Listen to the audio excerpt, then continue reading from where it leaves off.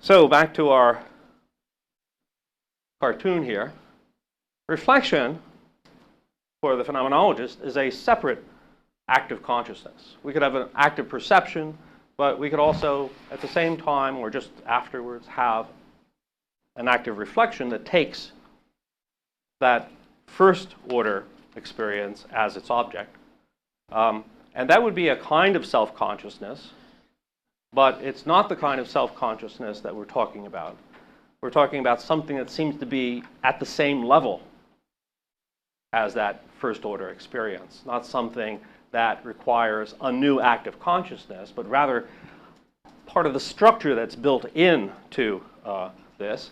And in fact, that pre-reflective self-awareness that we're describing here is also built into the active reflection. So that we could say, when we're reflecting, that we know that we're reflecting, or that we have a sense that we're reflecting. All right? So for any active consciousness, or any noetic aspect of consciousness, like perception, or remembering, or imagination, or desiring, or believing, or reflecting, there's always this kind of pre-reflective, this reflexivity kind of built into the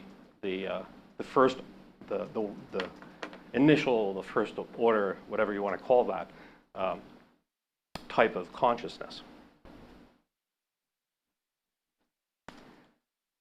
Okay. Temporality has something to do with this. If we ask, what is the mechanism now?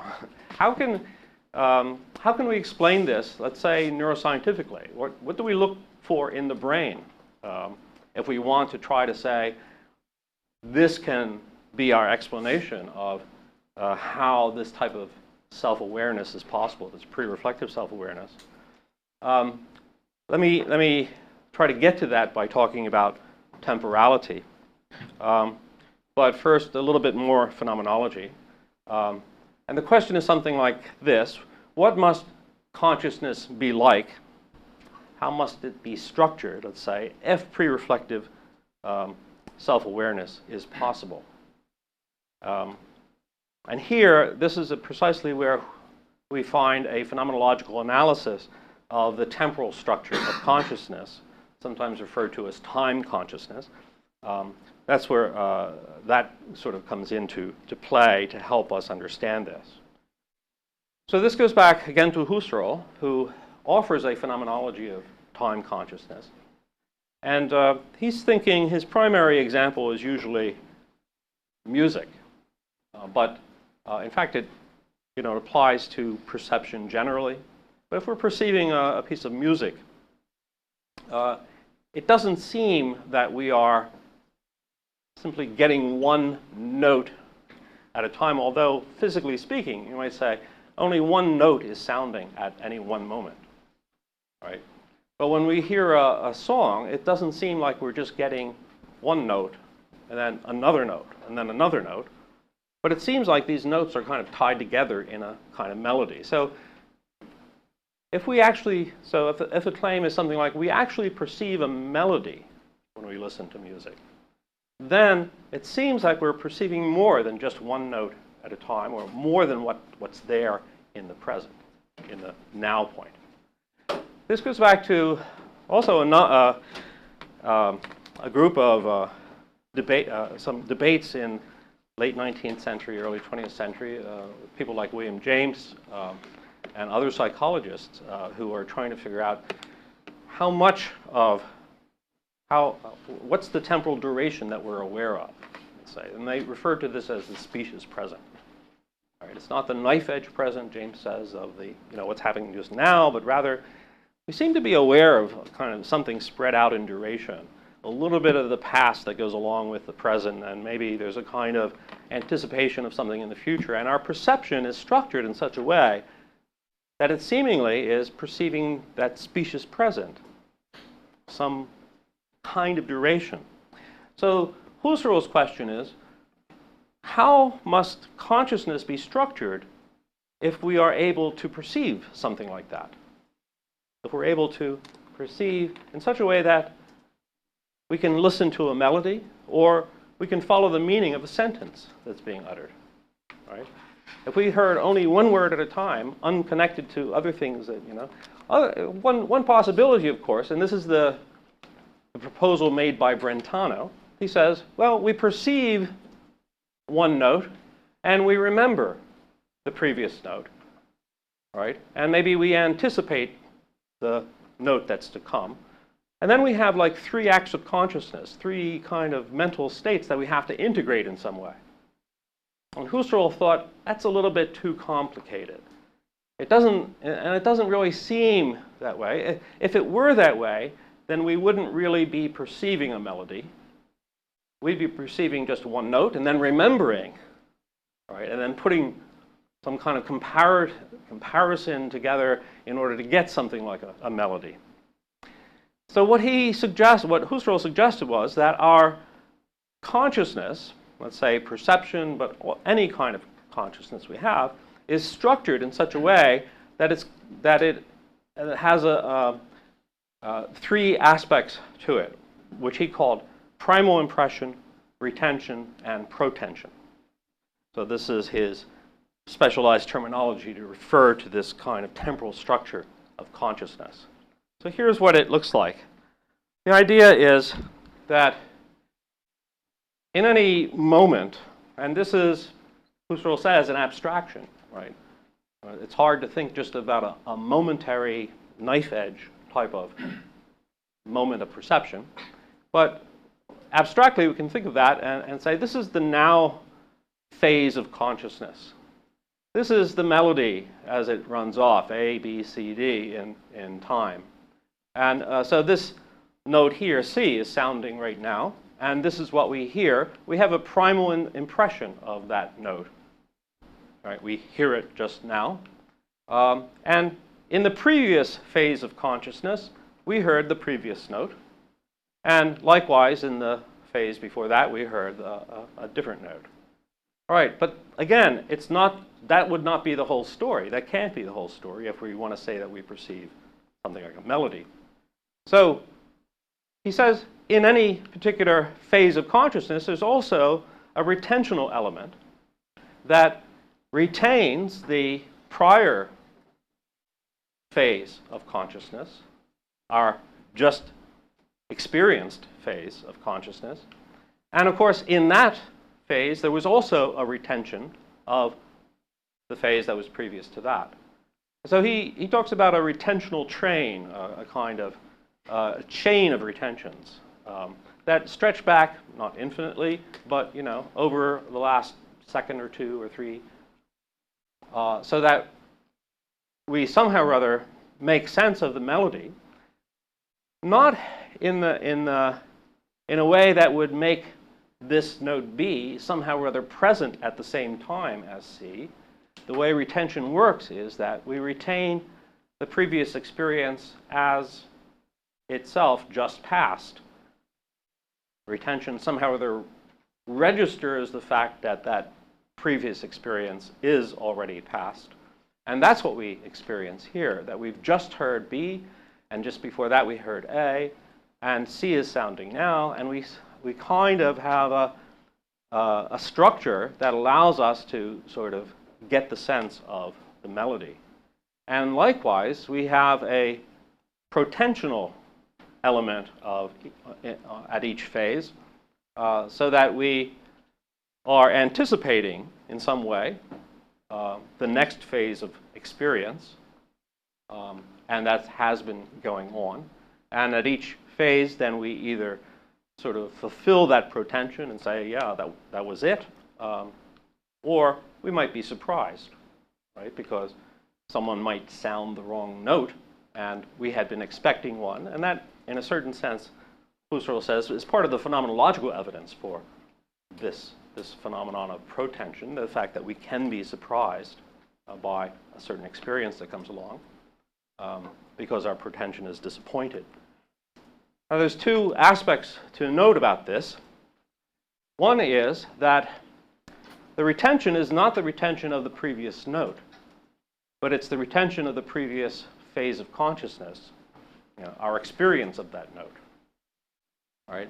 But through that kind of retention, we are able to sort of knit together the melody or make sense of seeing something move or whatever it is we're talking about. And he refers to that as transverse intentionality, which allows us to experience the object as having some kind of unity across time.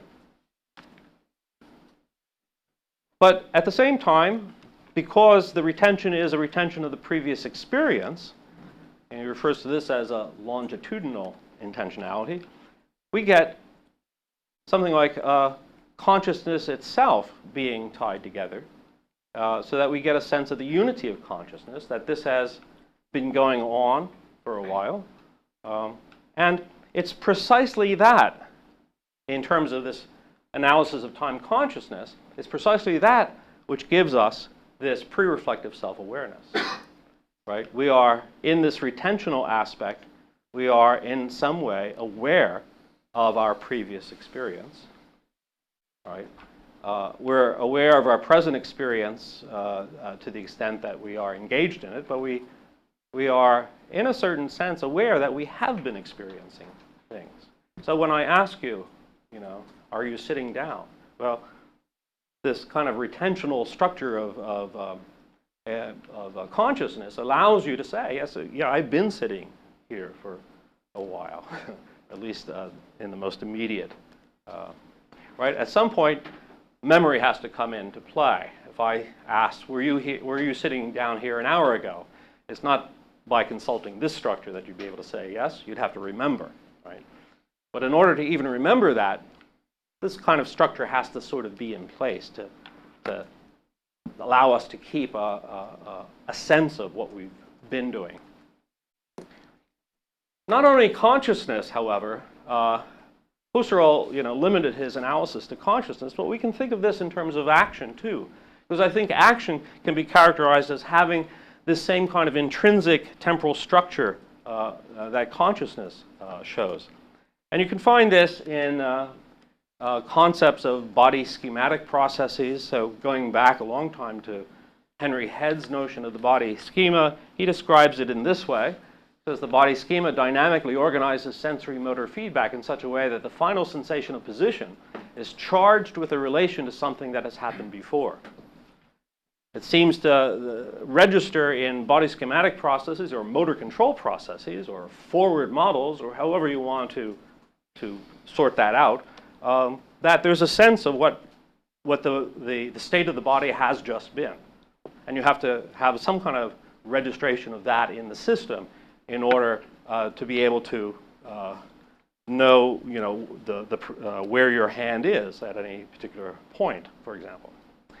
Merleau-Ponty picks up on the same idea. He says at each successive instant of a movement, the preceding instant is not lost sight of. It is, as it were, dovetailed into the present. Movement draws together on the basis of one's present position the succession of previous positions which envelop each other.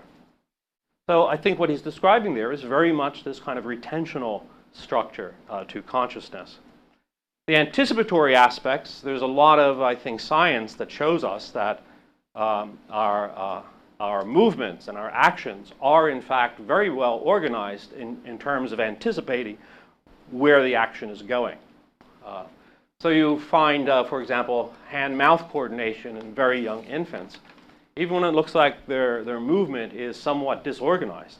In fact, if you videotape them and study, you find that, for example, infants younger than 3 months of age, the mouth anticipates the thumb coming to it and opens, right? Which makes sense. But that means that there's a kind of motoric control having to do with the mouth that anticipates, the action before it actually occurs. There's a lot, I won't go through all this, but there's a lot of evidence that anticipatory processes are really characteristic of action and movement. Alain Berthoz in Paris is someone who's done a lot of work on that. Yeah. Tomorrow we will have Masako Niowa in 2 lectures, and she has extended this anticipatory thing to children before they were born. Yeah. So by doing all the Yeah. sounds, I know that work. So the same kind of process you find in early infancy, you can find in fetal development, very, very early on. Yeah. Likewise, the grasp of my hand, when I pick up the bottle, that's already anticipating the shape of the bottle to get that grasp right. Marc Jeanneret has done a lot of work on that. So people conclude that, yeah, anticipation is absolutely essential to things like motor control and the organization of action. So, the suggestion is that this is not just applying to consciousness, it also applies to a lot of the non-conscious processes that go into motor control as well. But you still have that kind of structure of protension or anticipatory aspects, retention, so that I know what the present state or just previous state of my body was. And that has to happen in that way in order to get something like motor control. So here's a study question. What would experience be like if consciousness did not have this temporal structure? You have to think about that. If it didn't have that kind of structure that would allow for the perception of a melody or the perception of a sentence so that it was meaningful, if it was just one flash of experience after another with no connections, what would that kind of existence be like? One example that you might consider is the case of motion agnosia, or motion blindness. This happens usually following damage of medial temporal cortex, and it's usually affecting vision, right? It's the visual perception of form and color that may still be intact, but the perception of motion, of movement in the world out there is disrupted. So the phenomenology is quite interesting. There's a subject who suffers from this who says, yeah, I'm standing at the corner looking at traffic, and there's a car up there half a block away, still there, and then suddenly, boom, it's here. So it's like there's no perception of movement, but rather it's just one moment and then, boom, another moment. That's something that happens in this case of motion blindness. But that's just the visual modality. What if this generalized to consciousness altogether? What would that look like? And if you can imagine that, then you have to say that there's got to be some kind of structure that then sort of explains how it is that we experience such things as melodies and sentences and moving cars and such. Now, what if we try to figure out how to hash this out in terms of the brain or the neuroscience? What if we want to say, okay, let's accept this idea first that there is this kind of temporal structure to experience, consciousness. Then, how do we explain it?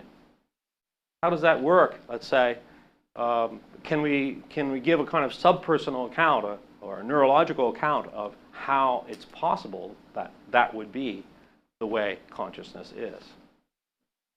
So, a number of people for a while have been looking at temporality in the brain and so forth. And Ernst Popel in Germany has done a lot of work on this, and Francisco Varela as well.